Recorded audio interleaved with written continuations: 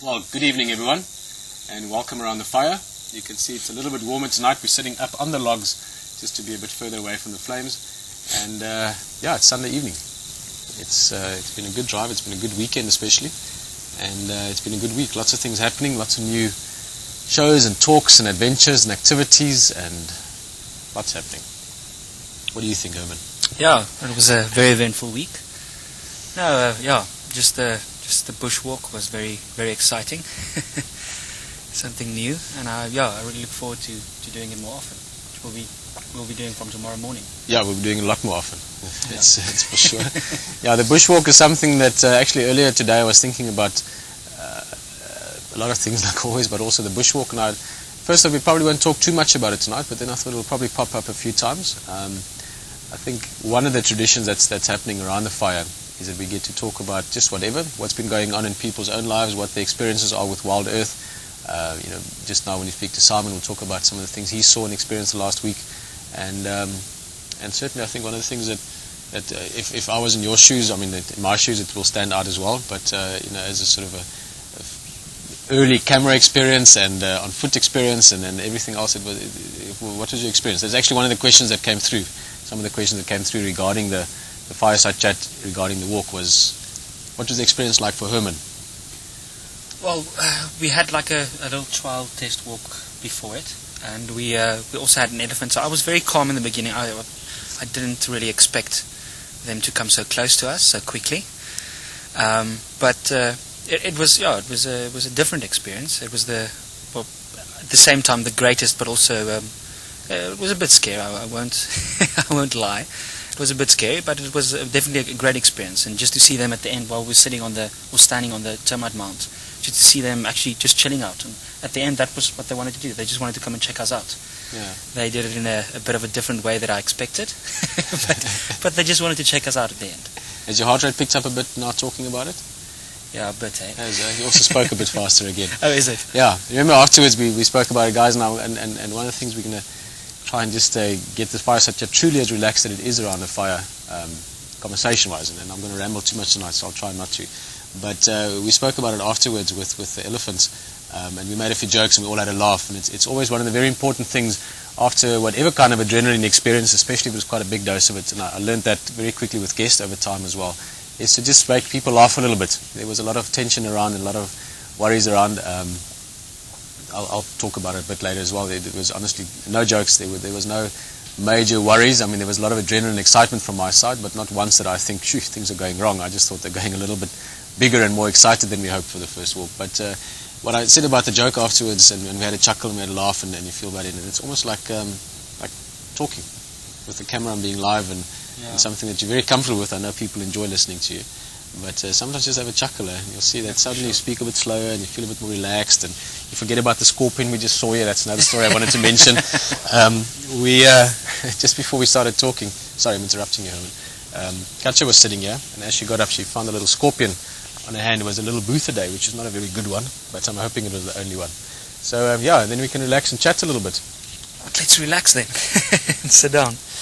And what an important part for me, Herman, that I really appreciated from how you behaved was that you reacted exactly like I asked you to, which was very cool. You were very calm and collected. You only slipped once, and it was a tricky termite mound to climb. And then I think you took in the situation and you seemed relaxed, which was very important, as you could be, of course. Yeah, I think we often talk about this, but the whole thing just about trust. I mean, in that environment, I have been out in the bush a few times in my life. I've been traveling around the southern part of Africa for quite some time, but I've never had such an experience on foot. So I just trusted you, and I know you've been on many walks before, many hours in the bush on foot, and I didn't have anything or anyone else to trust, so I trusted you. So I was, I think I was quite calm. Afterwards we had a good chuckle, and that was very important. But I think the whole experience was something, just to cope with adrenaline is something totally different as well. And you stayed focused. No pun intended, I guess, but you did, which is also very important, obviously, in the end. A very important part of the person behind the camera, apart from doing quite a lot of things with the camera, obviously, but that is literally your eyes. And the experience that people have is directly linked to the experience that the cameraman perceives. So that was also something that I quite enjoyed. It was quite. Is there a scorpion there next to you? I hope not. Just kidding. You see, Herman knows me too well already. He's been here. Feels like forever now. It's been 3 weeks or 4 weeks now. Yeah, it's been quite a while. Eh? So yeah. A couple other things I was thinking of. I can't think of it now. So what is on your mind tonight, young man? Well, I'm working a bit on the next bits. I was hoping to get it out before Fireside Chat, but hopefully it will be out by tomorrow. Yeah, I'm not actually going to talk too much about it. People rather watch it. But it's just basically it's about just people coming to visit us, which is always something very interesting. Yeah. I see you also said the whole thing of people actually knowing you. I mean, they've known you for quite some time, even if you haven't met them in person.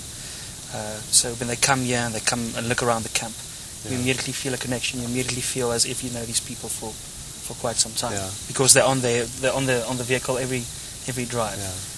Also nice to see people are happy. I spoke about it a few times tonight when we drove past some of the game drive vehicles, just to see how happy people are. And obviously people that have been on WildEarth before and then eventually come out and visit Djuma and stay at the lodge, which is, any visit to a game lodge is always nice. I've been fortunate enough to stay at quite a few. I'm yet to have an unpleasant experience. It's always fun, but then for them to also come around here, it's always very pleasant.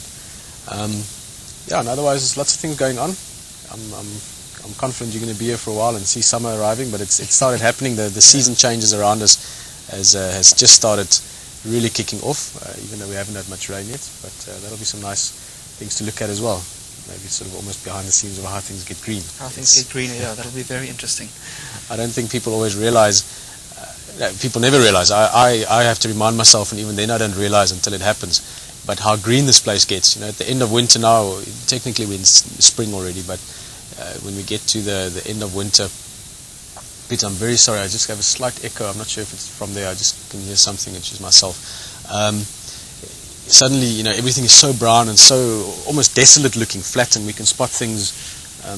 You can see safari or karula, whichever leopard we're seeing at the time, up in a tree or over there in a bush, and it's just so open. And to imagine this place, not only lush, but just so green. I mean, everything you see is either blue if it's sky, white or grey if it's clouds, or green if it's bush, and that's how green it goes. So that's something I'm always looking forward to this time of year. If you just look around camp, I mean, you can already see a lot. It's a lot more greener. Even the trees that when I came here was totally barren. I don't know if that's the word.